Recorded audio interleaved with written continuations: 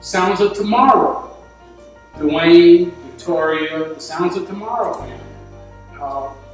Something we all are very excited about.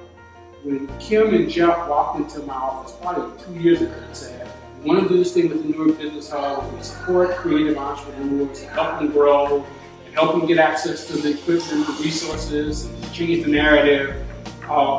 We didn't know at the time that Sounds of Tomorrow would be the first real project that we put our work behind, and sort of support and endorse and try to get relationships. The fact that they made this connection with Jerry, and Jerry's expressed an interest in really returning to Newark and making an investment in Newark is something that we're excited about. So I want to give Sounds of Tomorrow, Kim and Jeff, a whole lot of shout out.